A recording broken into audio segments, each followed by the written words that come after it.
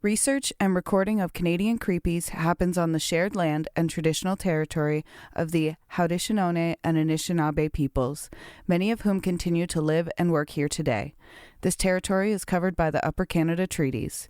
A key treaty governing this territory is the Dish with One Spoon Agreement. This treaty between the Anishinaabe, Mississaugas, and Haudenosaunee people binds them to share and protect the land. Subsequent Indigenous nations and peoples, settlers, and all newcomers have been invited into this treaty in the spirit of peace, friendship, and respect. We all share the responsibility of ensuring the dish is never empty, meaning we must take care of the land and the creatures we share in it.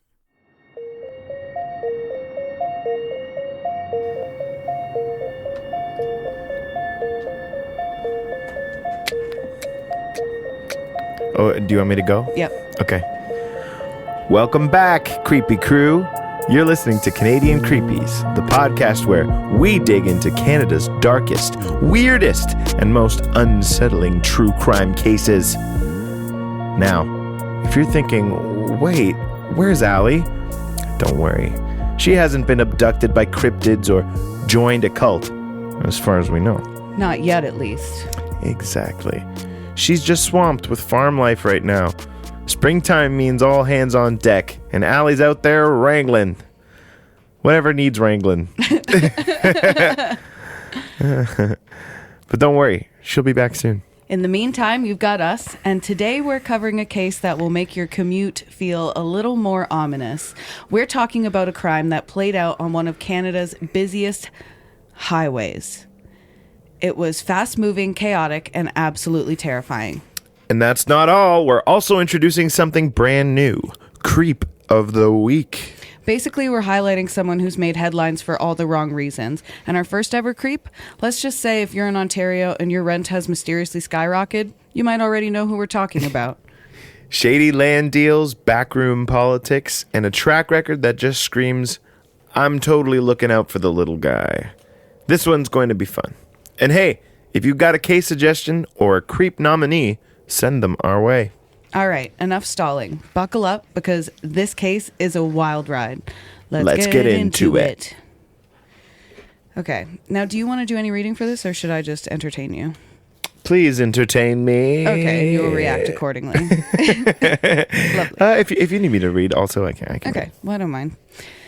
So I'm going to set the scene.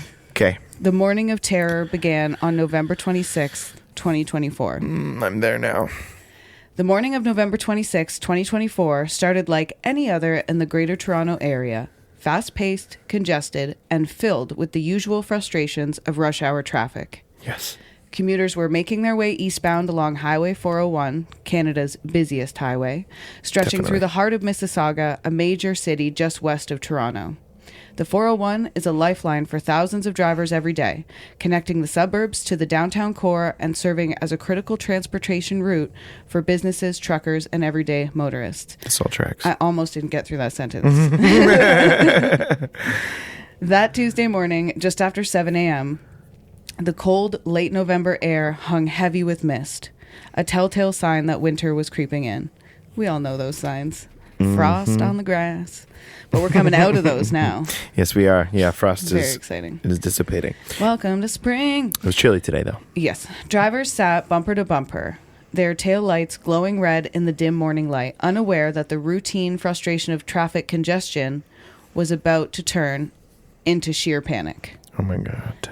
And then there it was, gunfire on the highway. Oh, my God. It started as a sudden, sharp crack. Oh, I guess you don't know anything about this case at all. No, I don't know it. Yeah. Because I've been researching it. I'm just like reading it through. Yeah, and you haven't been giving me tidbits this time. No, I've told you literally nothing about it. It started as a sudden, sharp crack, something barely distinguishable from the usual sounds of a busy highway. Some drivers may have thought it was just the backfire of an old truck, which is literally what I was just thinking. Right. Or the sounds of debris hitting their windshields. Yeah. Windshields. Like the rocks that were hitting our windshield today. Yeah. But then another crack and another. Uh-oh. Within seconds, chaos erupted. Reports flooded 911 dispatchers as frantic drivers realized what was happening. Someone was firing a gun at random vehicles. Oh my goodness. Oh my God. Yeah, I wish we would have done that in unison. But you're better. Okay, at ready? it. 3, 2, 1. Oh my God. There we go. But I just did it the exact same as you do. Yeah, it was good. When I do it by myself, I don't know how I do it by myself. Oh, now you have to. Oh my God. Oh, we're both getting. Oh. What is it? Shout out to Taylor. Taylor's at the old nursing folks home. Yeah, Taylor's at the nursing home.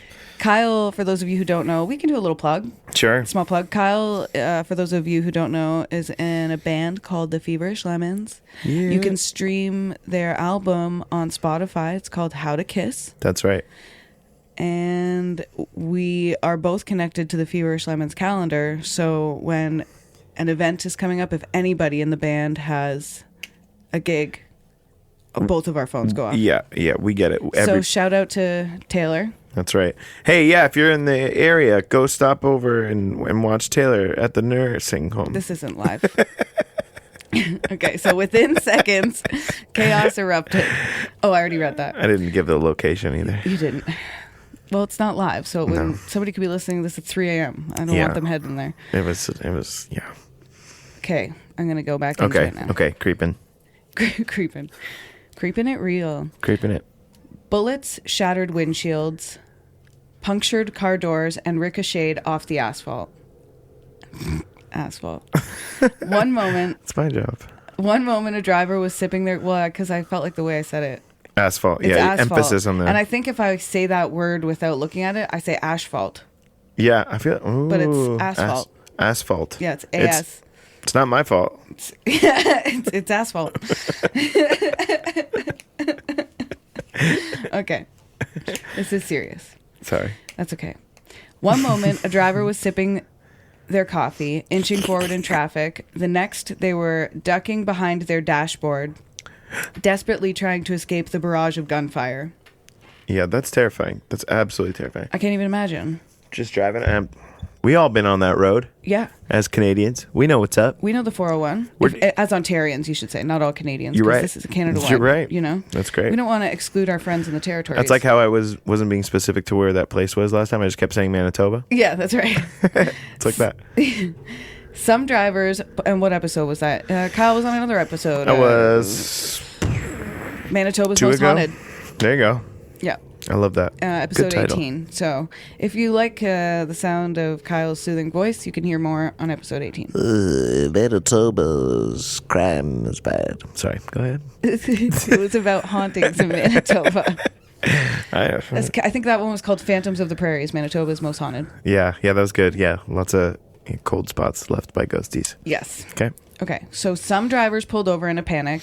Others swerved dangerously to avoid the unknown shooter, while many simply froze, paralyzed by shock and confusion.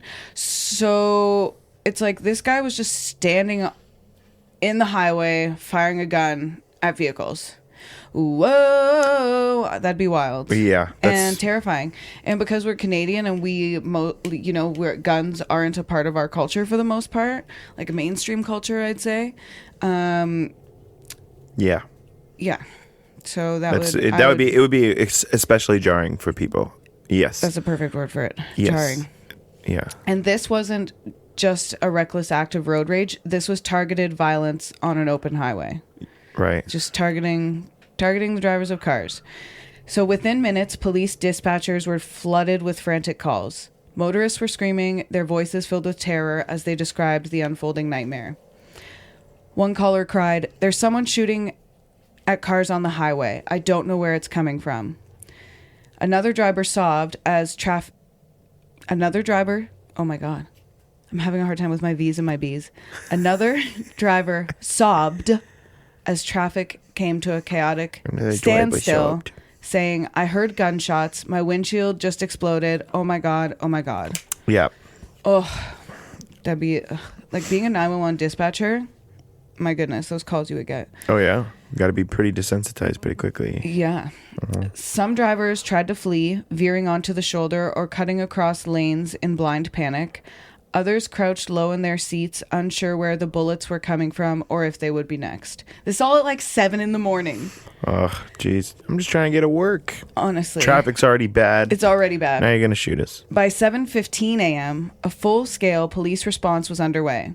Ontario Provincial Police, or the OPP, and the Peel Regional Police began racing toward the scene, lights flashing, sirens wailing, as they struggled to navigate the gridlocked traffic and reach the affected area. They had no clear description of the shooter, no idea where the shots were coming from, and no immediate way to stop the attack. Right? Because, oh my God, you just have to go there and try and find them. Yeah. Look around. Yeah, I mean, I guess I don't know what the gun. protocol is for police in that. We're going to find out. By the time the shooting finally came to an end, the scene left behind on Highway 401 was one of absolute devastation. Several vehicles sat abandoned on the shoulder, their windshields riddled with bullet holes. Others had veered off the road, crashing into guardrails or colliding with nearby cars in the chaos.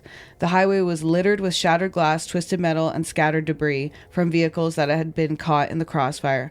Why is my first thought, is like the insurance companies of these people better have covered those cars. They better not have loopholed their way out. Yeah. You know what I mean? Imagine they're like, oh, actually a shooting isn't covered.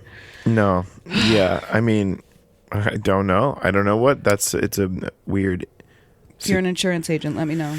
I'd love to know. Yeah. Terrified motorists stood outside their cars, some shaking, some crying, others in complete shock.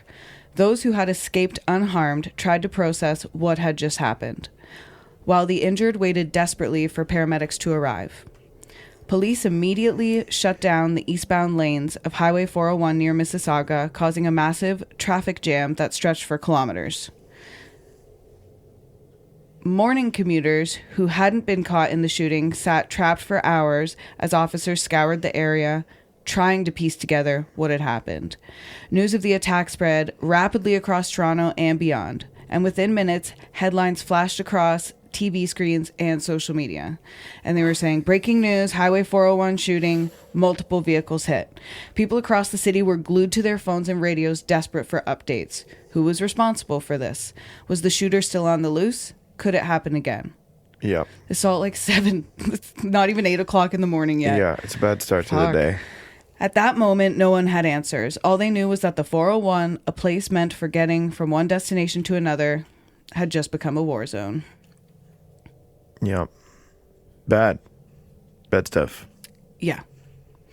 So now we're going to talk about the crime spree of Troy LeDrew. Okay. So the violent events of November 26th... Is this a separate guy? This is the guy who was shooting. So this is LeDrew is the guy. LeDrew. He's the suspect. He's Gotcha. the guy. Allegedly. Everything is alleged. Alleged. And Important. I'm not a journalist or anybody important to, You're important. I'm important, but you know what I mean. I'm just like, I fact check and I do my best. You're reporting on other people's reports of the situation. Yes. I'm compiling other people's reports. Yep. I'm like a reporter's reporter. That's right. Yeah. I'm your favorite reporter's reporter. There you go. There we go. Okay, so the violent events of November 26, 2024 on Highway 401 in Mississauga were only the beginning. What initially seemed Classic.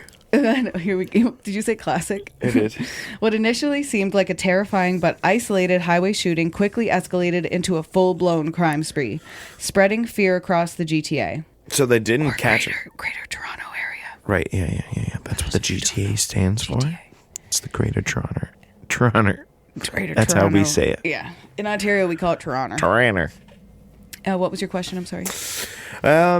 So they didn't catch this guy after his first bullet extravaganza. No. He goes loose. Here. He continues to shoot again. You're about to hear. Okay. In just over 24 hours, Troy LeDrew allegedly left behind a trail of stolen vehicles, attempted carjackings, gunfire, and critically injured victims, all while evading a massive police manhunt. Damn. Right? It's like GTA. Totally. Like Grand Theft Auto, not Greater Toronto Area. Yeah. It was He was like, I'm gonna GTA play the game for GTA. real. Yeah. GTA got GTA'd. That's crazy. As police... That's crazy. Okay, so now we're going to talk about the getaway, and the related headline read, LeDrew flees in a stolen vehicle. This was last November? Last November. I never heard anything about it. Same. But we don't really follow the news.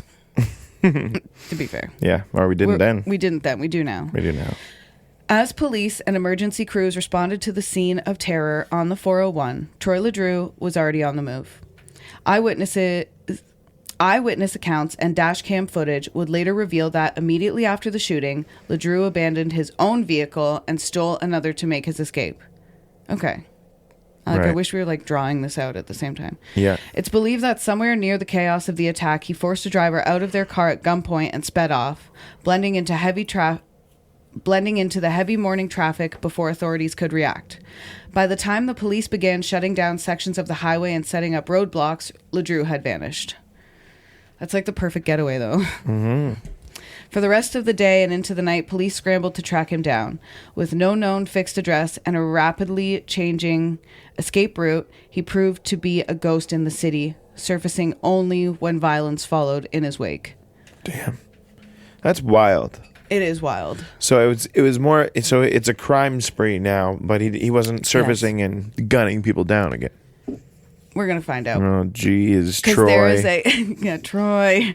There's a second wave of violence on November 27th. Oh wow. 2024. Wait a few days. So the following morning, Toronto awoke to breaking news updates and a city still reeling from the events on the 401, but the terror wasn't over. Around 7:30 a.m., man, this guy's he's like, you know what? The early bird gets the worm. That's right. Yeah. He's like, I'm going to start my crime spree early. Yep. Around 7:30 a.m., reports began flooding in from Toronto's East End. This time, not of random highway shootings, but a string of attempted carjackings. Okay. Multiple drivers had been targeted, and the suspect, later confirmed to be Troy, was described as armed, aggressive, and increasingly desperate. Right. And now we're going to talk about his trail of attempted carjackings. Okay. Okay. Armed carjackings? Yes. Okay. Yes. Terrifying. Troy's movements on November 27th followed a chaotic and unpredictable path. Witnesses reported a man running between stopped cars at major intersections, pointing a firearm at drivers and demanding their vehicles. Some were able to drive away before he could react, while others found themselves in a terrifying standoff with an armed man inches from their window. Mm-hmm. At least 3 separate carjackings were reported in the span of an hour, 2 of which failed when the drivers refused to exit or sped off before Troy could take control. But by the time police received these reports and began closing in, Troy had already moved on. Just before 9 a.m., because our boy Troy is...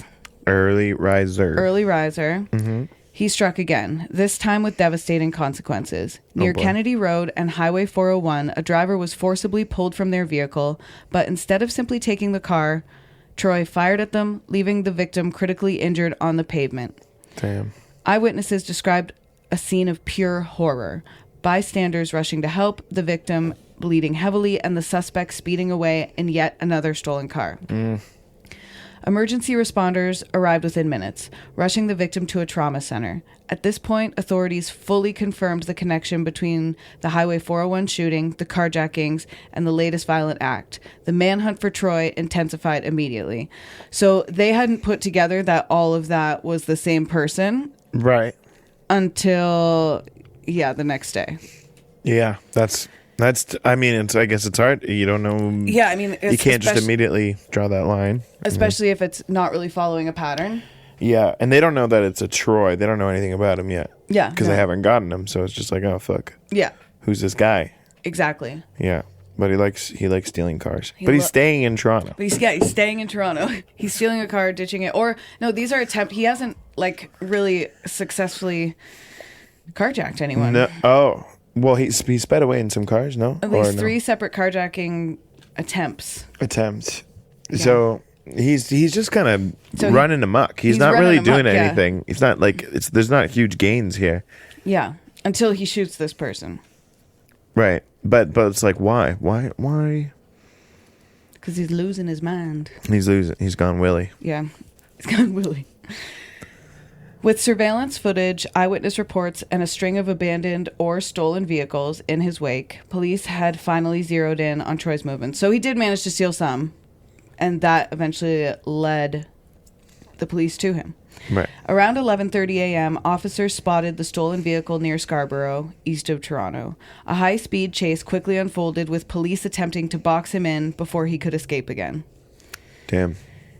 But Troy was determined to avoid capture. He drove recklessly through busy streets, weaving between cars at dangerous speeds, running red lights, and forcing pedestrians to dive out of the way. Holy shit. Police pursued aggressively but cautiously, trying to minimize risk to the public while also ensuring that he didn't slip away again, which would be very tricky. Tricky try. At one point, Troy attempted to swerve onto a highway on-ramp, but police had already deployed spike strips. There you go. Gotcha. That's where they got one step ahead of him, sending the stolen vehicle veering out of control. The tires shredded instantly, causing him to lose control and crash into a barrier near a gas station parking lot. Damn. So they got him. Got him. But even after wrecking the car, Troy wasn't ready to give up. He climbed out of the smoking vehicle and ran, weaving between parked cars, his gun still in his hand. Oh, this guy's shit. determined to get away. Yeah. Officers closed in fast, weapons drawn, shouting at him to drop the firearm. For a brief tense moment, it seemed as if LeDrew might turn the gun on himself. Ooh. But instead, he threw it aside and continued running, refusing to surrender. Crazy. He was like, I can't get out of this. I'm gonna Just keep running. He's Yeah. like, I'm going to run till they get me. wild. Finally, officers tackled him to the ground, struggling to subdue him before he could escape again. It took multiple officers to restrain him as he fought back viciously, but within seconds, Troy LeDrew was in handcuffs, ending a 2-day reign of terror. Crazy. Right? And while in custody, police immediately began piecing together the full scope of his crimes. Investigators worked through the night interviewing witnesses, examining ballistics evidence, and trying to understand the motive behind the seemingly senseless violence. Meanwhile, Toronto residents, especially those who had been on the 401 that fateful morning or in the path of his carjackings, were left shaken. The city had witnessed one of the most unpredictable and dangerous crime sprees in recent memory, and the randomness of the attacks left many wondering, could this have happened to me? And for those who had come face to face with Troy, the question was even more chilling. Why did he choose them, and why did some walk away while others didn't? The answers for now remain elusive, but one thing was certain. Troy's name would forever be linked to 2 days of chaos, bloodshed, and fear on the Toronto streets. Wow. That's crazy. That's crazy that happened last year. I didn't hear anything about it. Yeah, it's just last year. And for those of you who are listening in the future, that's 2024. The year of recording is 2025. Yes. You want to talk about his background and criminal history? Yeah. Okay. Troy Dennis LeDrew was a 29-year-old man with no DDL. fixed address, and became widely known for following a violent crime spree, as we know. Yeah. To understand the factors leading up to these events, it's essential to examine his background, criminal history, and the circumstances surrounding his actions. Some of that might be possible. It's a relatively new crime. There's not much information available about Troy, but I did my best. Okay. As I'm about to say, detailed information about LeDrew's early life, upbringing, and personal background is scarce in public records. This lack of information makes it challenging to identify specific factors that may have influenced his path toward criminal behavior. Without insights into his family, environment, education, or social interactions, any analysis of his motives remains speculative. So this is all alleged, and Yeah. I'm speculating. Right. Here's his criminal history. Troy's interactions with the criminal justice system prior to November 2024 incidents indicate a pattern of violent behavior and legal infractions. He had previously faced charges for robbery, breach of probation, and fraud. And at the time of his November 2024 offenses, Troy was under a firearm prohibition indicating past convictions or legal restrictions related to weapon possession. Wow. Yeah. So he should not have had a gun In the first place. place. Yeah, but that's not surprising. And when it's somebody who's of no fixed address, like there are, some people who like will commit crimes to go back into jail because then at least they're getting 3 square meals a day. Right, yeah. And if this guy's no fixed address, there's not much known about him. Like, I don't want to speculate too much, but I think and given the crime spree, I think it's pretty safe to assume that his upbringing probably wasn't the most stable, and he could probably use the help of some community resources or at this point in his life, government resources. Definitely needs to be rehabilitated. Yeah, certainly, yeah. So what with all the murder? What with all the shooting and the carjacking and the killing shooting, and the critically injuring? Yeah. Did he kill anyone? No, or did he maybe just he didn't. injure? I think he just injured. Yeah. Well, that doesn't, we're not excusing that. Still deems rehabilitation. Yeah. Also, you don't know if was he in psychosis. Yep. And the early in the morning thing seems to me like, I don't know. I don't want to speculate. In the days leading up to the November 2024 incidents, or is it my job to speculate on this podcast? Oh, damn. Okay, what's your speculation? Okay, my speculation, my theory. Here's your theory. Here's a theory. If he's up committing sprees at 7 a.m. in the morning. Yes. Something tells me he's still up from the night before. From the drugs. Potentially from drugs. Or psychosis. Some people with bipolar who suffer from bipolar, they have trouble. They have insomnia. But having insomnia and sleep deprivation, I mean, those are very real things that mess with your brain and your function and your sense of reality even. Yeah. I'd be interested to know. There's a lot that goes into mental the health. It's like the But that's not my business. No, but there's a lot that goes into the making of someone in his position. Agreed. There's it's a big cocktail. It's something that happens over time. It's not. He wasn't born that way. Right. So in the days leading up to the November 2024 incident, Troy was out on bail. He was released on bail for a prior violent robbery charge, and robbery charges to me, burglary charges, that to me screams of desperation, right? Yeah, that sounds more like I'm down on my luck. I need money. I need shit. Yeah. And he was also on probation. Concurrent with his bail status, he was serving a probation period reflecting ongoing supervision by the criminal justice system. These factors highlight systemic challenges in balancing public safety with legal rights, especially concerning individuals with a history of violent offenses. Troy's criminal history and the severity of his prior charges could be viewed as warning signs of potential future offenses. The decision to grant bail, despite his violent background and firearm prohibition, has sparked discussions about the effectiveness of bail and probation systems in preventing recidivism, which is do you know what that is? No. It's like the rate of reoffense. Oh, okay. So for those of you who don't know, recidivism is the rate of people in likelihood to recreate it. Likelihood to reoffend. Reoffend, yeah. You know what? Let's Google it so I can give you the proper. Love that. The criminals for criminals, for people who have already committed crimes. The tendency of a convicted criminal to reoffend. Yeah, that's exactly what I was trying to say. You had it. I think it was clear. Thank you. You're so welcome. I got it right away. Critics argue that more stringent measures may be necessary for individuals with similar profiles to protect public safety. Roasting Troy.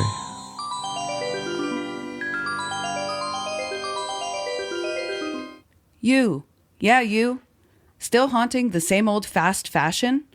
Time to dig up something better with Back from the Dead Goods, a Canadian small business where forgotten threads get a second life and sustainability meets spooky. This isn't just upcycled clothing. It's resurrected fashion with an eerie edge. Handpicked, reworked, and revived, every piece is as unique as a ghost story whispered at midnight. And because you're a part of the Canadian Creepies family, you get an exclusive deal. Use code Canadian Creepies at checkout for 10% off. Find them lurking on Instagram, Etsy, and Poshmark. Links are in the episode description. Give your wardrobe a second chance at life, if you dare.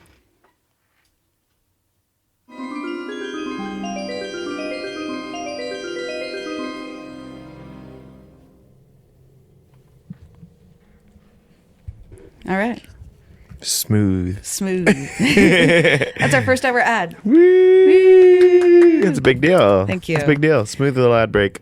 So we're going to talk about the public and political reaction now. Okay. Because that's my favorite part, obviously. Yeah. If you know me, I love the politics. The old P&P. P&P.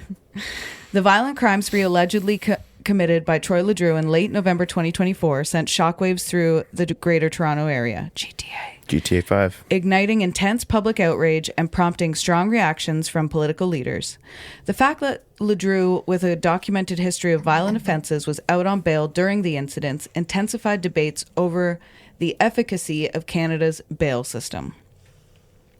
The community's response was one of profound anger and fear. Understandable. Yeah.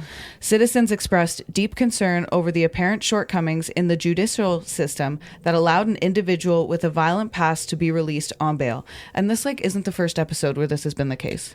Right. Yeah. Social media platforms, community forums, and public gatherings became outlets for residents to voice their frustrations, questioning the safeguards in place to protect the public from repeat offenders. Ontario Premier Doug Ford was vocal in his criticism of the current bail protocols, as he should be, because he has the power to fix them.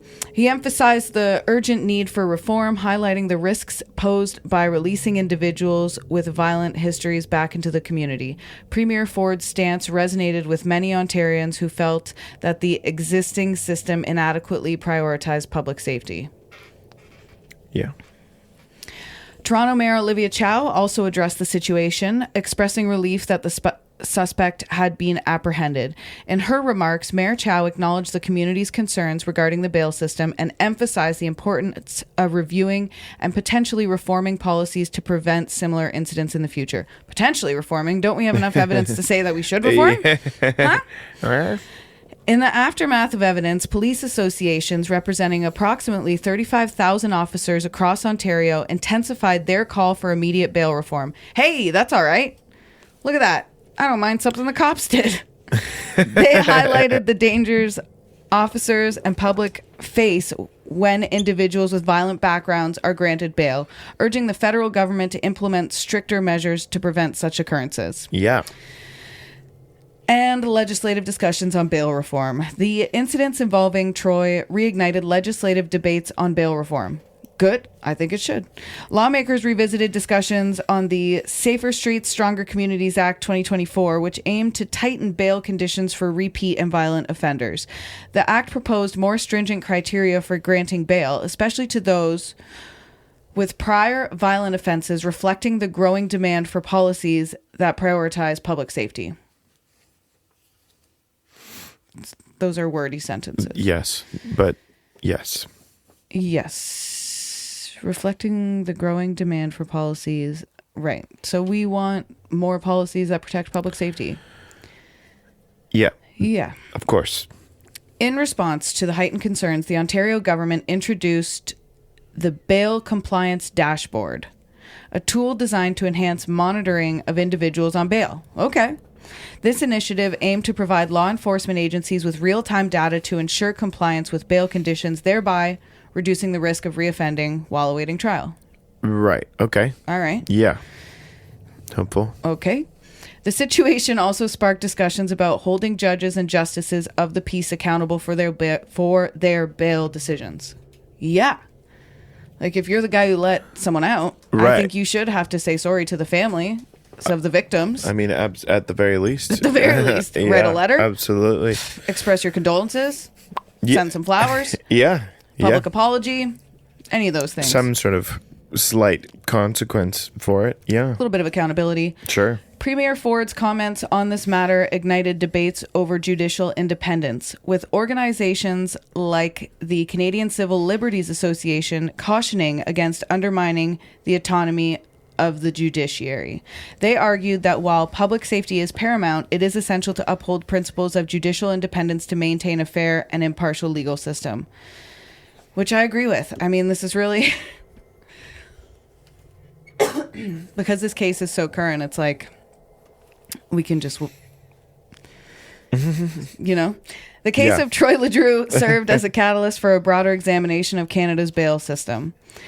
The public's outrage, coupled with stronger political reactions, underscored the need for a delicate balance between safeguarding individuals' rights and ensuring community safety.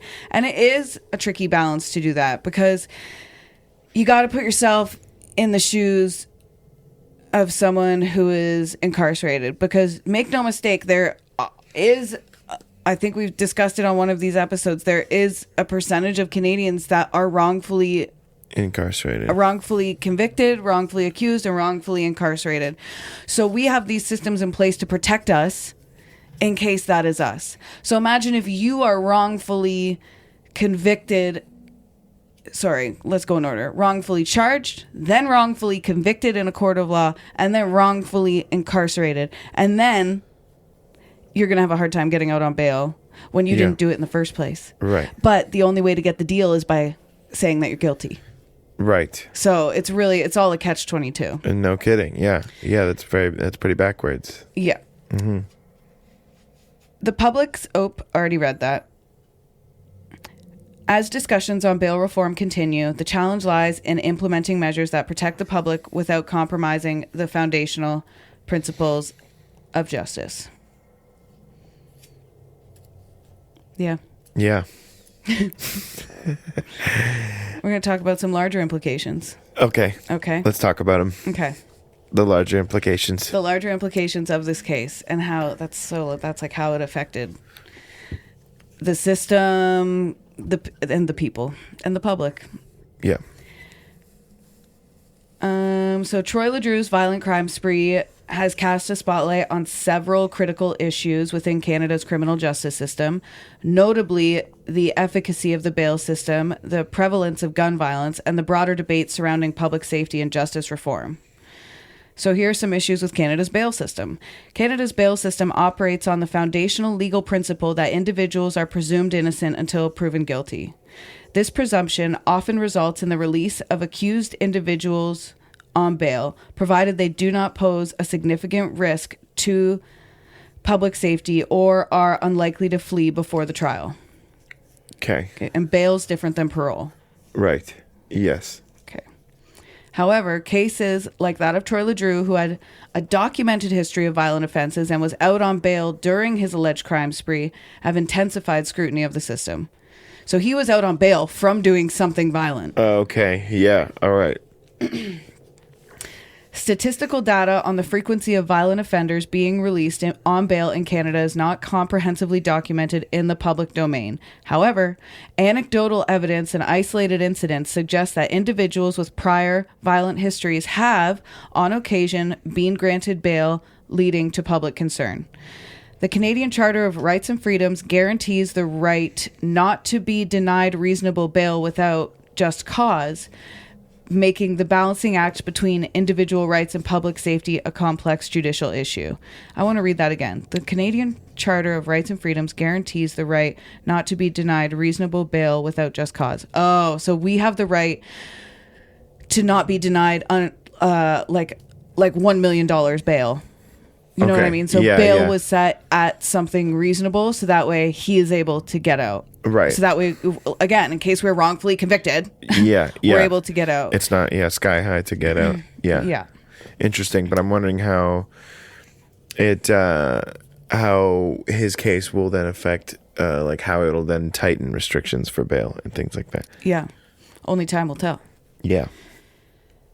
The over-representation of Indigenous peoples in Canada's prison system further complicates the bail discourse. Despite constituting approximately 5% of the national population, Indigenous individuals account for only about... not only. I'm going to read that again. Okay. Despite constituting approximately... I just read it... I skip ahead sometimes. Me too. Despite constituting approximately 5% of the national population, so there's only, of our whole entire population, 5% are Indigenous, and they're responsible for taking care of our water and our land. Yeah. Okay, folks? So be grateful for our Indigenous friends. Love them. Be grateful, be nice, be kind. Yeah. Indigenous individuals account for about 1/3 of federal inmates. So that's not great. Yeah. No. That means like a disproportionately amount of Indigenous folks are incarcerated. Yeah, that's bad numbers. And that's up from just over 1/5 in 2015. It's up. Cringe. This is all going to go well with my creep of the week. Factors such as high rates of poverty, Yeah. untreated mental illness, and systemic biases contribute to higher bail denials and incarceration rates among Indigenous communities. Don't tell me systemic racism does not exist. Yeah. Don't say that shit. Don't say it. Don't try. And if you need someone to prove it to you, you can direct them to this podcast. Yeah. Look at the numbies. We're also going to talk about another larger implication from this case would be gun violence in Canada. Yeah. So we're going to talk a little bit about gun violence in Canada versus other countries.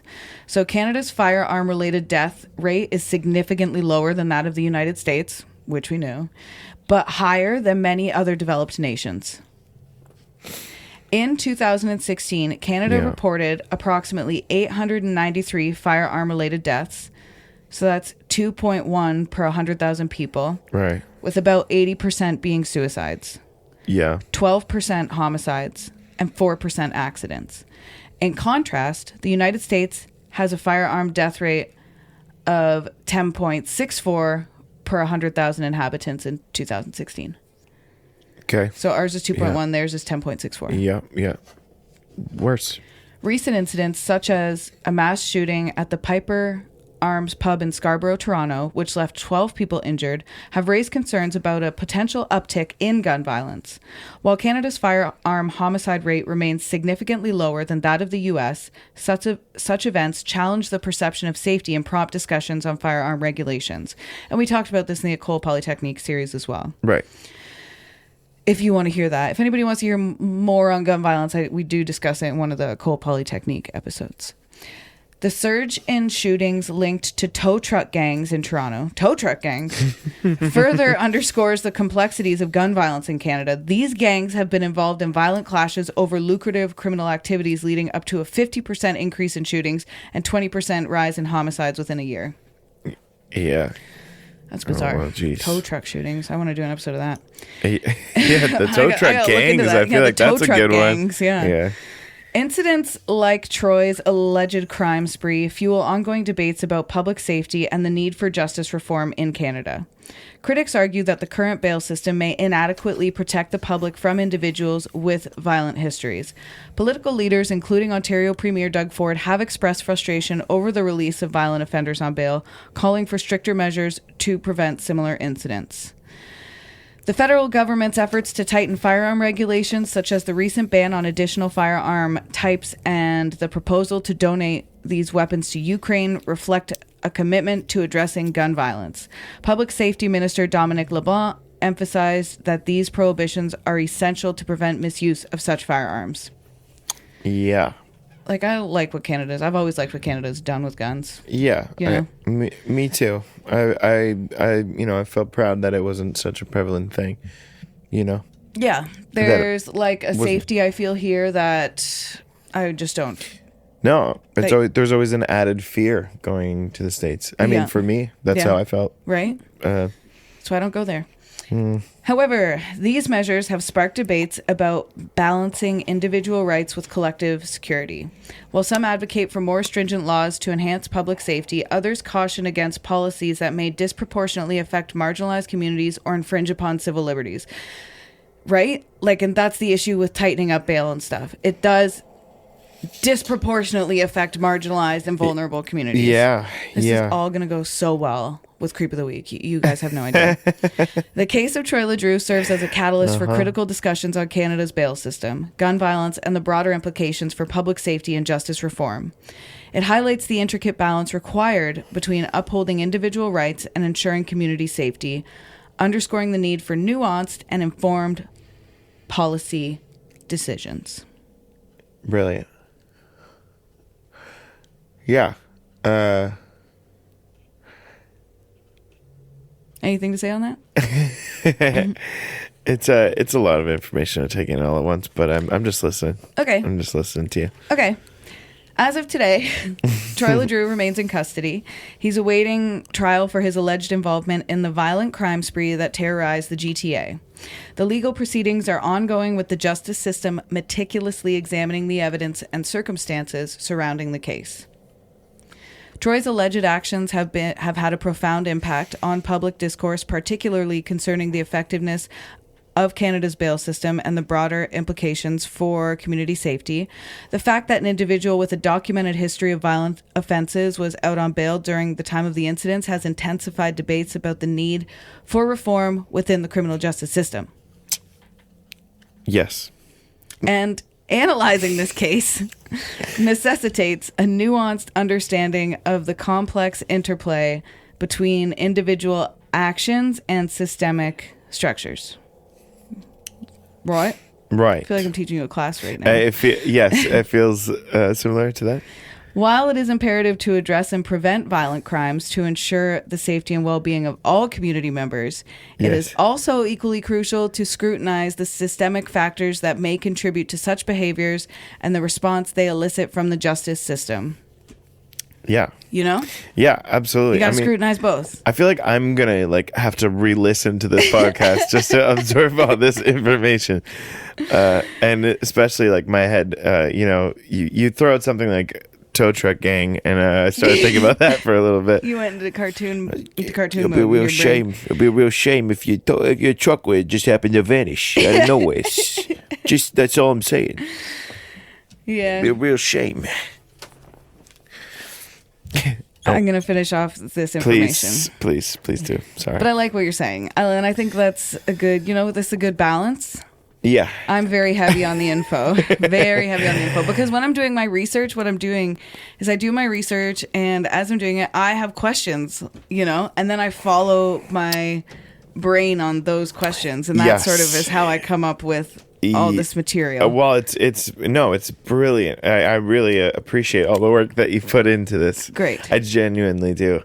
And I feel bad that it's fallen on someone with such just limited attention span as myself, but you're doing great. I'm holding. We're almost there. I am interested. We're almost there. We're getting there, and we're doing great. And you're doing great. Thank you. We're going to talk about the critique of car seal approaches. Okay, car seal approaches. Car seal meaning I think that's I'm going to Google what car seal is. Does it have to do with incarceration? That's what I'm thinking. Yeah, that would make sense. It's funny. The audience will never hear what was going on, but the outro was playing. Yeah. Car seal is relating to or of the nature of a prison. Okay, yeah, that makes sense. So here's some critique of car seal approaches. Traditional responses to violent crimes often involve increased reliance on punitive measures such as longer sentences and stricter bail conditions.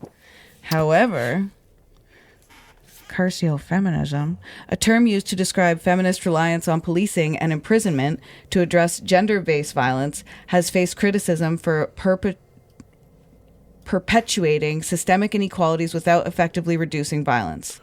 So, wait. I need to read that again. Yeah. Car seal feminism is a term used to describe feminist reliance on policing and imprisonment to address gender-based violence. Has faced criticism for perpetrating systemic inequalities without effectively reducing violence. Okay, so car seal feminism is a term used to describe feminist reliance on policing and imprisonment to address gender-based violence. Okay, but it's criticized because it has not reduced gender. It has not. It has been perpetuating systemic inequalities without effectively reducing violence. Okay. So it's not working. It's not working, but it's still awareness, and is it not? Yeah. I don't know. Ooh, I guess. I wish they wouldn't have tied the term feminism to it. I think that's probably why it's not working, because the cops probably won't read their little handouts on that. Right. Right. It doesn't have to. It shouldn't have to just be feminist to be to speak about feminist reliance on policing. Well, no, that's shitty wording. That's I feel really bad wording. Yeah, I feel like that's shitty wording. Weird wording. Was that ChatGPT?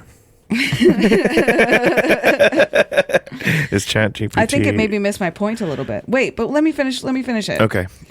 Because I do read it before Yeah. So it made sense to me at the time. Critics argue that such approaches can disproportionately affect marginalized communities. Yes. Okay. including racial minorities and economically disadvantaged individuals without addressing the root cause of violence. Now that makes sense. Okay. Right. Car seal feminism, I'm just going to repeat what it is again, but I Yes. feel like it's going to make sense now. Okay. Car seal feminism is a term used to describe feminist reliance on policing Yes. and Yes. imprisonment. So they're relying on the cops. It's okay. It's not going to interrupt at all. For what? The cops. Okay, well, I'm going to keep losing my train of thought. I know. I'm sorry. Because I'm really trying to understand it so I can explain it. I know it's tricky. And So the feminist reliance on policing. Okay, I am a feminist. hey, yo. So I do rely on policing and imprisonment to address gender-based violence. Yes. Right. But the Right. critic is that only relying on policing to address it is not addressing the root cause of it. Right. There we go. Okay. Boom. Yes. That's Boom. the point. So it's It's like putting a Band-Aid on it. It's like, you're right. bad. Yeah. Go to jail. But it's not, they're not rehabilitating them. They're not teaching people how to be in Right. healthy relationships, how to effectively It's- communicate through conflict when you're, how to resolve your nervous system or reset your nervous system when you're feeling heightened. Right. It's the system that is unhealthy. It is not necessarily the individuals. Exactly. So here are some system inequities Yeah, in that the makes justice sense. system. We got there. We got there. And now it feels like I undid a knot in my brain. Yeah. No, know? good. I'm glad that you did because the words were coming out and I was trying to put them together and it was confusing. And then also previous little audio things that the audience will not hear. That they will not hear. Kept popping up into our ears and distracting. You were getting Allie thanking me for editing. Yeah. Okay. LOL.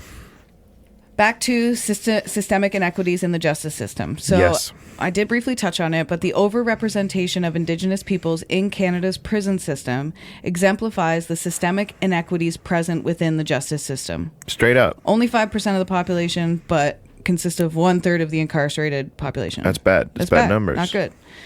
Despite constituting approximately 5% of the national population, and I just said that, factors such as high rates of poverty, untreated mental illness, and systemic biases contribute to higher incarceration rates among Indigenous communities. And this disparity highlights the need for a justice system that acknowledges and addresses this socioeconomic and historical context influencing individual behaviors. Yes. Yes, there's no arguing that. No, exactly. And we were aware of that. And And that's truth and reconciliation, right? Absolutely. It's a big issue, but it's something that's well understood is that class does dictate people's lives, unfortunately, it's something that we should think about before people are just like racist. Yeah. Yeah. So there is a call to move beyond punitive measures and towards transformative justice approaches. Right. This perspective emphasizes addressing the underlying social determinants of crime, such as poverty, lack of access to education, and systemic discrimination. By focusing on community-based interventions, restorative justice practices, and comprehensive support systems, it is possible to create environments that prevent violence and promote healing. Yeah. It is possible. It is possible. And you can also balance accountability with rehabilitation. So while holding individuals accountable for their actions is essential, it is equally important to provide opportunities for rehabilitation and reintegration into society. A justice system that prioritizes punitive measures over restorative ones may fail to address the cyclical nature of violence and crime, because it is cyclical. Mm-hmm. Implementing programs that offer mental health support, substance abuse treatment, and educational opportunities can reduce recidivism and promote community safety. Because if people are a part of the community, they don't want to harm it. They want to, and it's like human instinct. People instinctively want to be a part of community. Right. We don't want to be like loners. Yeah. The case of Troy LeDrew serves as a catalyst for critical reflection on Canada's approach to crime and punishment. Our analysis urges a shift from solely punitive responses to those that consider systemic inequities and prioritize transformative justice. By addressing the root causes of violence and implementing holistic support systems, it is possible to create a more equitable and effective justice system that ensures the safety and dignity of all individuals.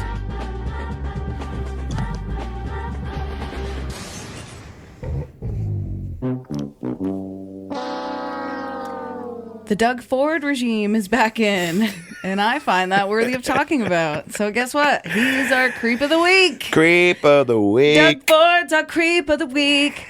As we heard in this case, crime and politics are insufferably linked, and I took the liberty of asking ChatGPT, from an unbiased perspective, can you tell me the things that Doug Ford has done for low-income or working-class people? Yeah.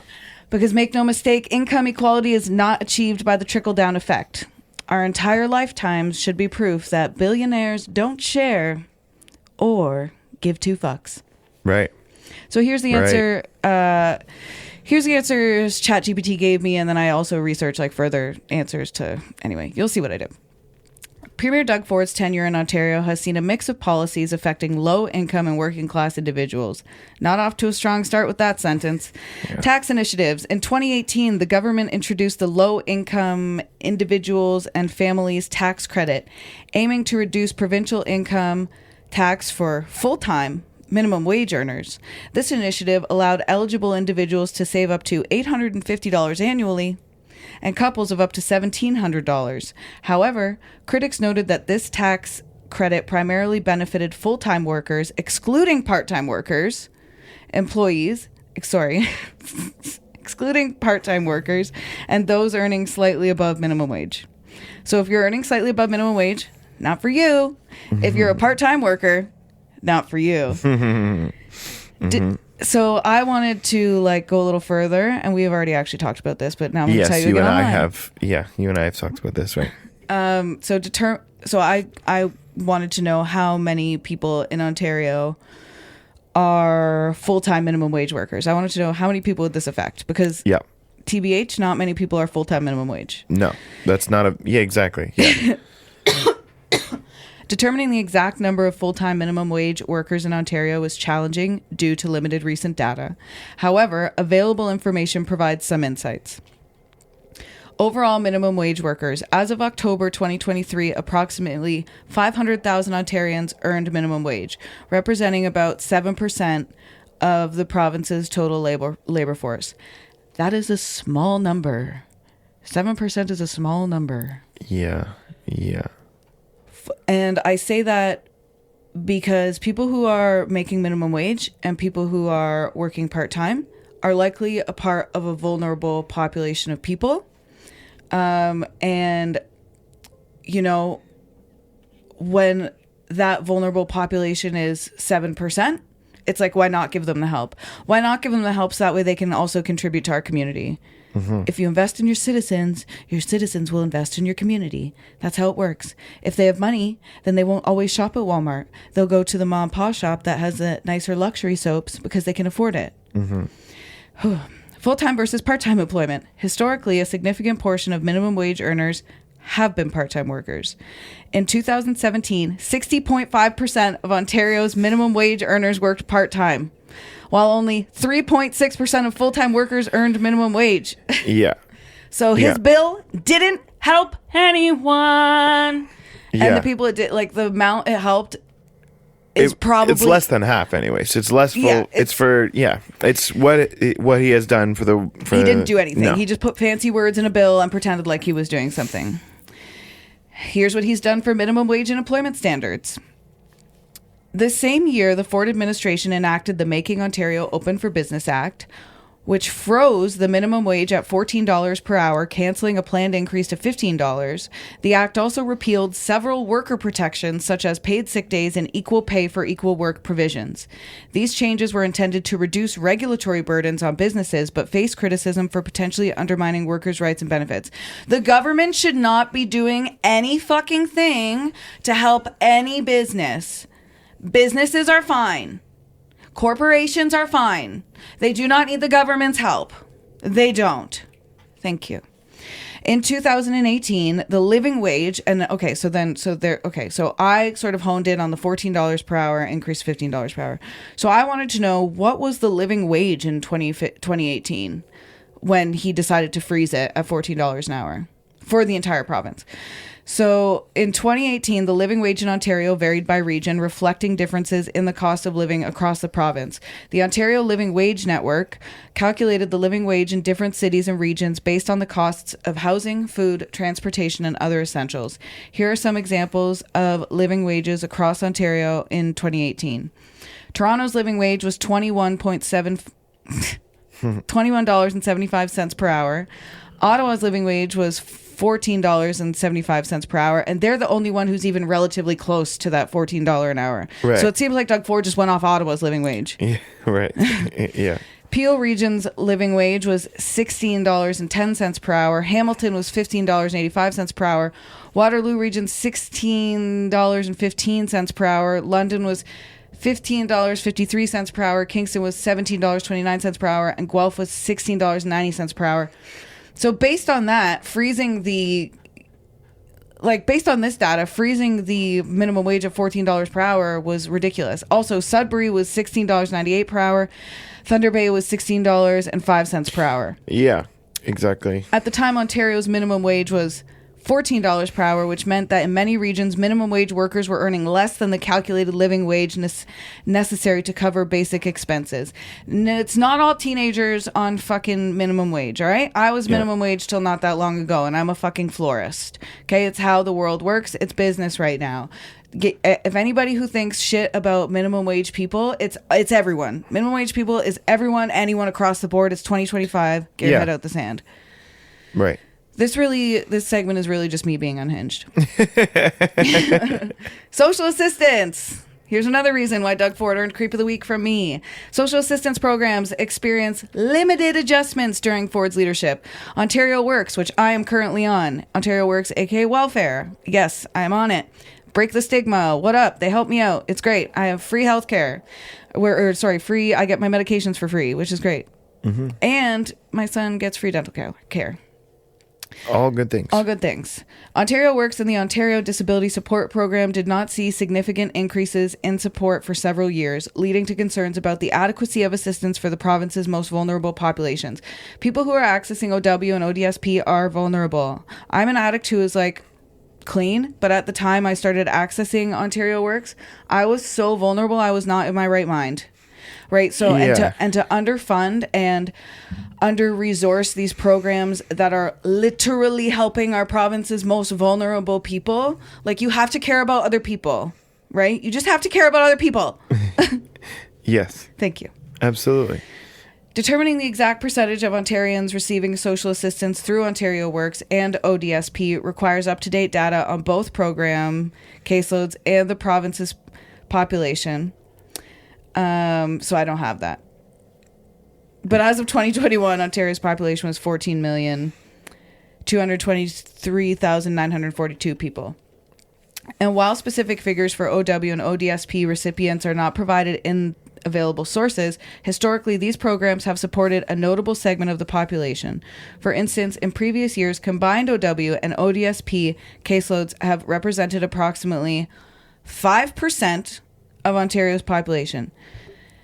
That's because it's a vulnerable. You know what I'm saying? It's a small amount of people. So when you are saying, if you are one of those people who is against social assistance, A, I've probably lost you by now in this podcast anyway. But B, if you're still listening, love you, thank you. It's only 5% of Ontario that needs this help. It's not you know what I'm saying? Yeah. I don't know how else to say it other than it's only 5% of Ontario, and they're vulnerable, and we're vulnerable, and we need help.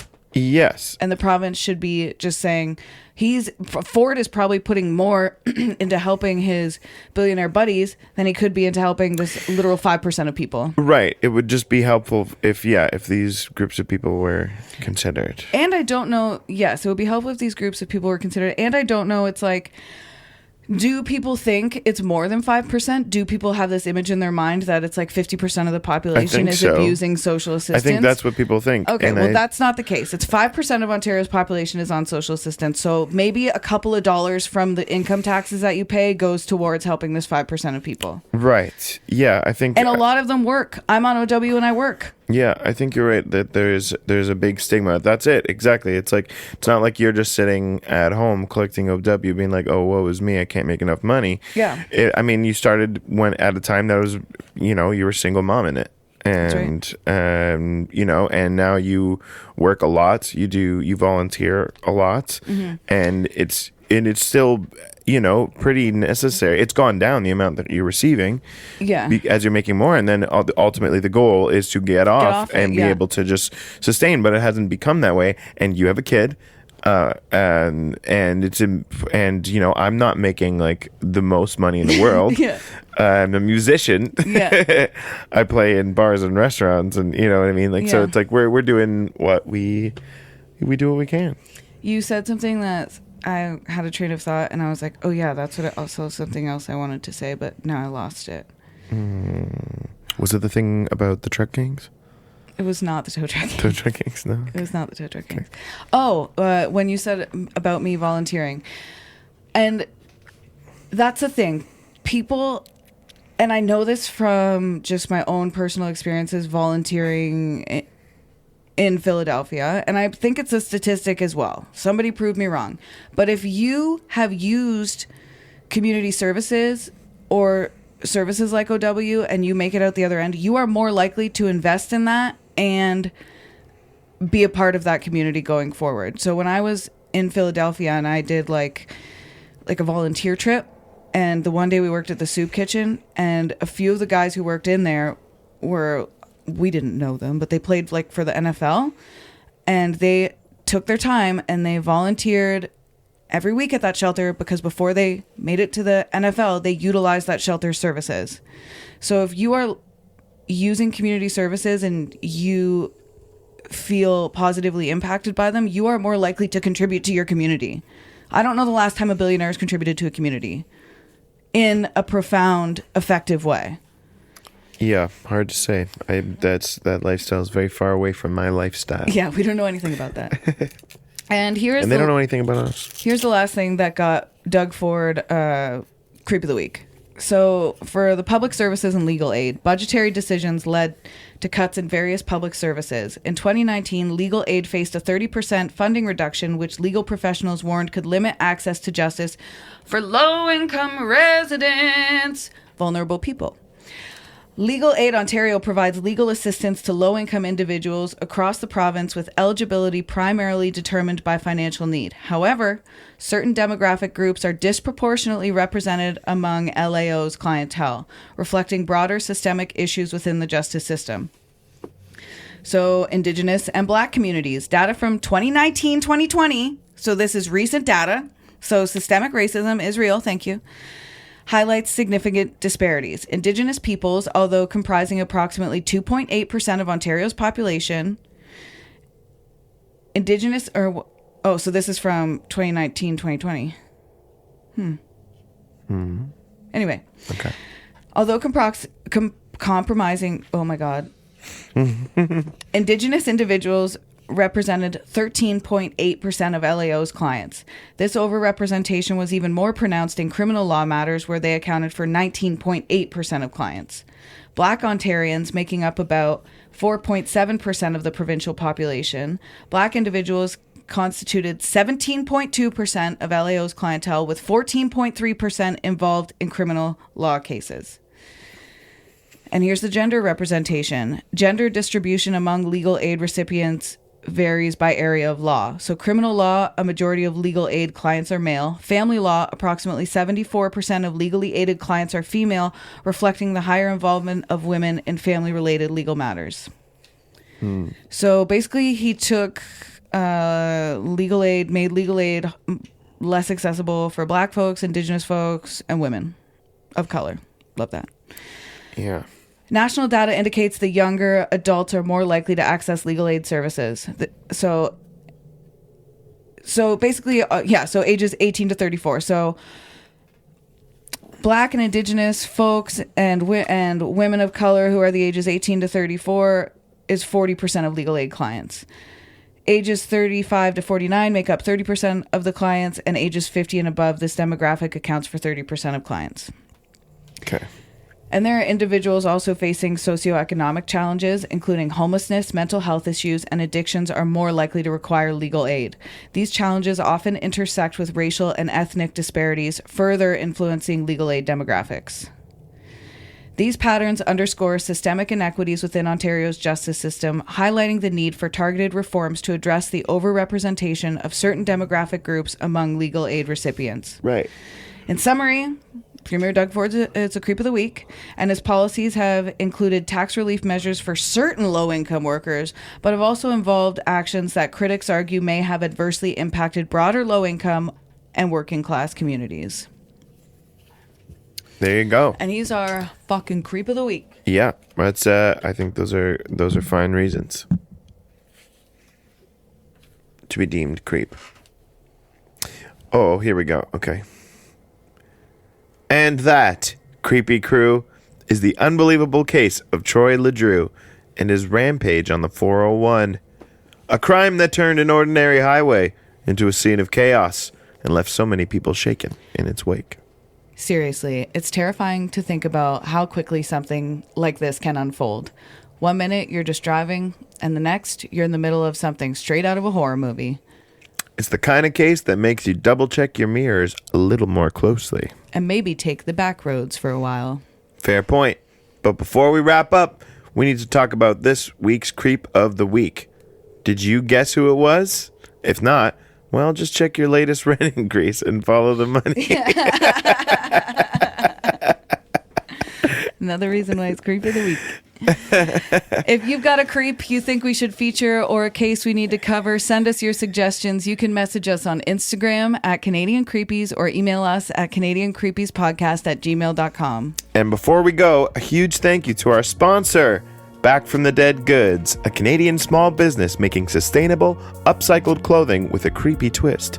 If you want to support a rad shop and help keep clothes out of landfills, check them out on Instagram, Etsy, and Poshmark. Links are in the episode description, and don't forget to use code Canadian Creepies for 10% off. All right, creepy crew, that's it for today. Stay safe, stay spooky, and maybe avoid the 401 for a bit. Yeah, maybe just take the long way home. Don't leave your cars on the side of the road. Sure, I'm saying. Sure, you'll be a real shame Watch if out for that tow truck gang. they might disappear. That's all I'm saying. Bam.